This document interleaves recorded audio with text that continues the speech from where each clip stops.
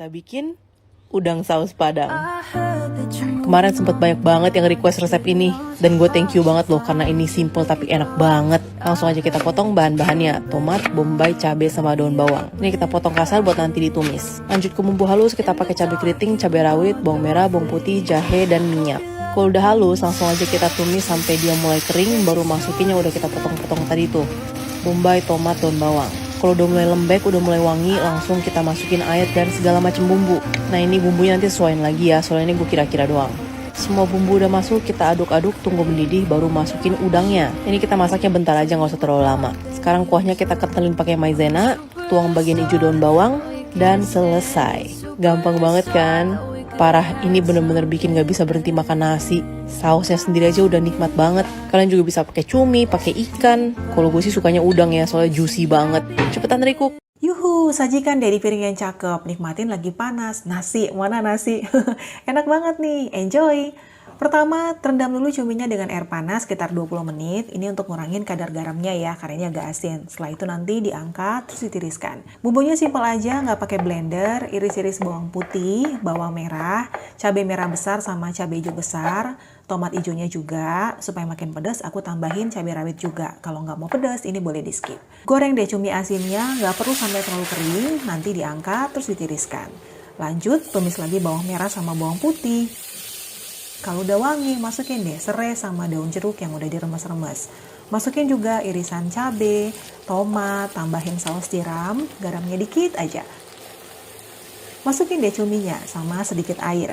Masak sampai bumbunya meresap, jangan lupa koreksi rasa.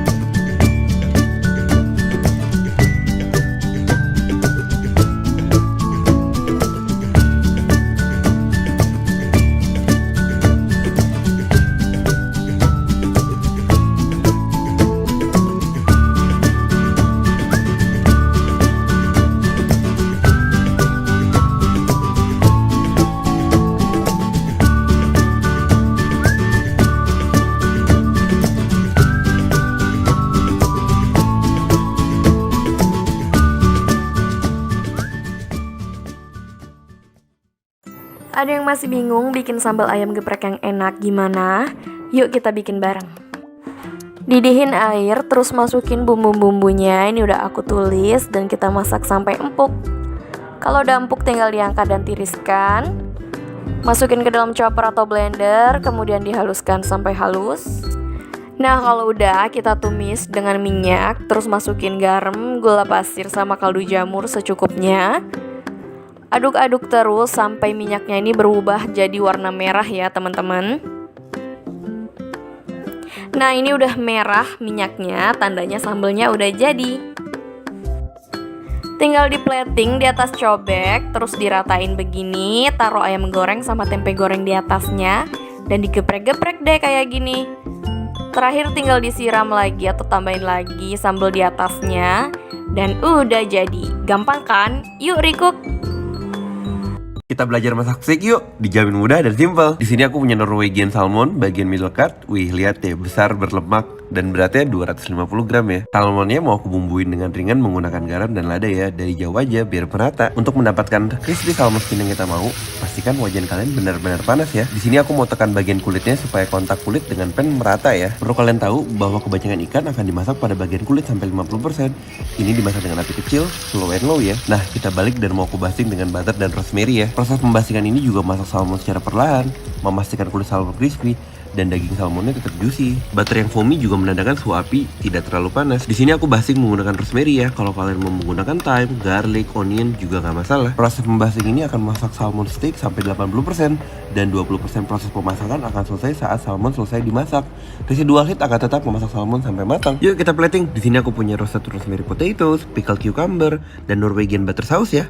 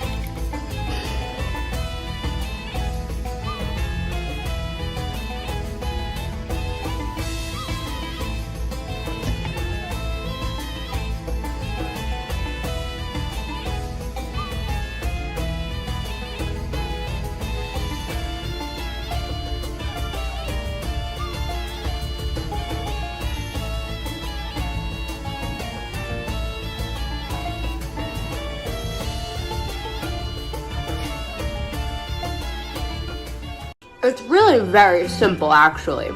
Food is my love language. If you want to show me how much you love me, bring me food. And to show you how much I love you, I will eat the food that you brought for me. Make sense? Wish I could explain it better. I wish it wasn't true. Give me a day or two to think of something clever, to write myself a letter, to tell me what to do.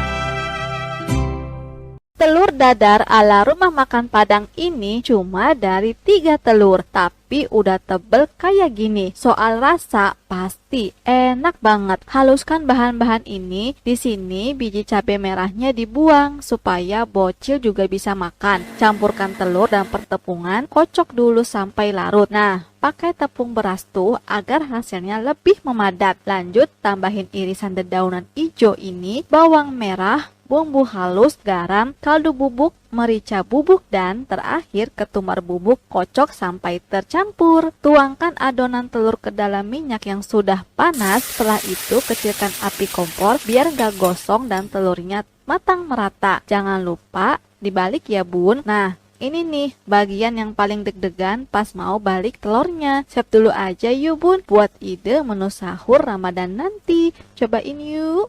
Ide masakan simpel nih bun, buat besok pagi. Yuk kita bikin orek tahu. Harga bahannya murah, bikinnya juga gampang. Pertama kita potong dulu tahu putihnya. Bentuk potongan tahu bisa disesuaikan dengan selera masing-masing ya. Tumis bawang merah, bawang putih, tambahkan jahe dan lengkuas, terus tumis sampai wangi. Tambahkan irisan cabai merah, aduk-aduk sebentar. Kucurkan kecap manis, tunggu kecapnya berbuih dulu, baru masukin deh tahunya. Aduk-aduk sampai semuanya tercampur rata. Di sini kita nggak tambahin garam atau kaldu bubuk karena kebetulan tahu putihnya sudah asin. Coba ini yuk.